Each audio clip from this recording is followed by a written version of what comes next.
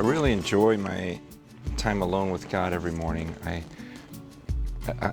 Like everyone else, I enjoy reading books or getting together with other Christians or even listening to sermons, but there's just no replacement for my time with God when it's just He and I actually believe that He's communicating with me. Like I'll be reading the Bible and things will jump out to me and I'll just feel like He's speaking directly to me and the thought of prayer, and now I'm speaking directly to Him, and it's this relationship.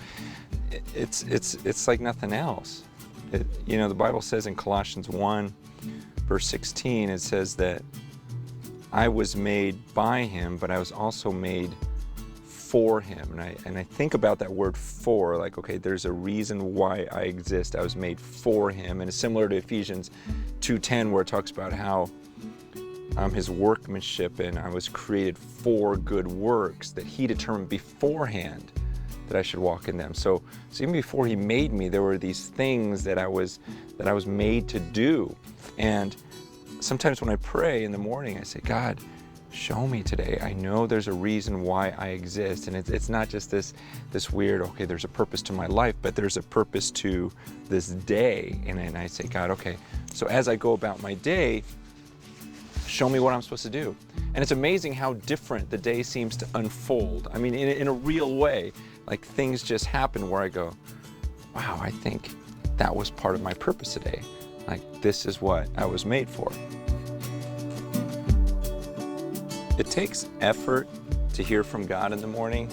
Like sometimes I'll notice I don't really put a lot of effort or thought into my time with God, and maybe I rush through it because it takes work. Like I really have to think and clear my mind of everything else, and I need that in the morning, because it seems like once you start your day, there's so much noise and racket and voices and everything else and all these different influences, and some people feel like, well, my day's so busy I don't have time to just sit and quietly and just focus on God. And yet in my mind I think, well, you don't really have time not to. I mean, how can you afford not to think about God? We all will make statements like, I know I'm not guaranteed tomorrow, but I mean, how many people really live that way and really think, okay, I want to know, I want to hear from God, I want to be close to Him, because this literally might be the day that I see Him. I mean, isn't that the most intense thought, to think that there's no reason why today wouldn't be the very day that I actually stand before the throne of God and see Him? What if this was the day that you actually saw God? I mean, I've read about Him, I've spoken to Him, I think about Him, I have this relationship with Him my whole life, but that is the craziest thought, to think that I literally could see Him today.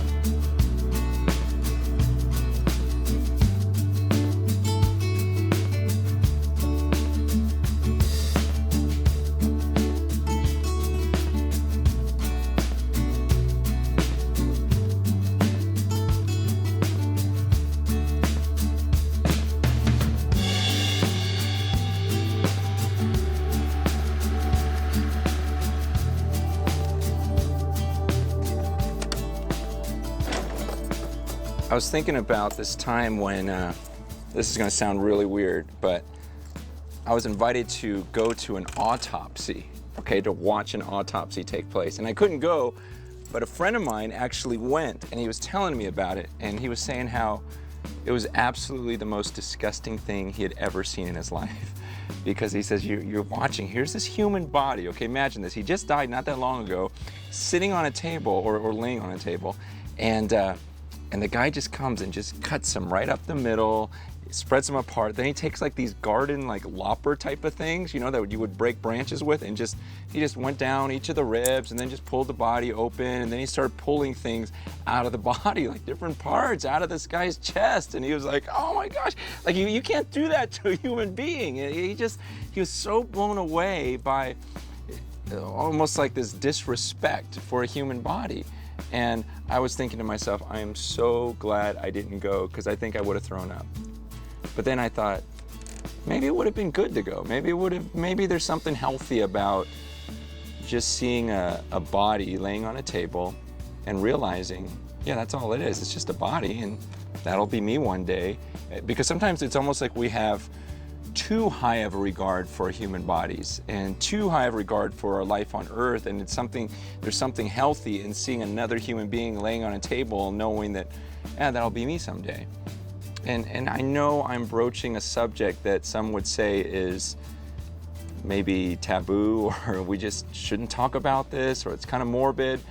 But King Solomon said in Ecclesiastes 7 verse 2, he says it's better to go to a house of mourning. He goes, it's better to go to a house where people are mourning someone's death. It's better to do that than to go to a house of feasting where everyone's just celebrating and laughing.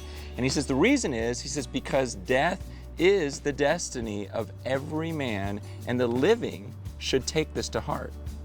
He says we should be in places where there's death and where there's mourning. He goes, because we who are living need to realize, oh, that's going to be me one day. And he says it's good. We have to take this to heart. We have to think about it. In your groups, I hope this doesn't sound disrespectful, but I think it would be good for each of you maybe to talk about some people in your life who died abruptly. I know we all kind of die unexpectedly, but just some people where you're shocked, they passed away, and maybe talk about some of their achievements, things they did while they're on the earth, but also be willing to talk about some of their regrets. Maybe you had an opportunity to talk to them at the end of their lives. I mean, what an honor. And maybe they shared with you some of the things they wish they had done differently. It is so important to learn from people like that. And then after you do that, talk about your own life and talk about, what if today literally was the day you came before God? What would you regret?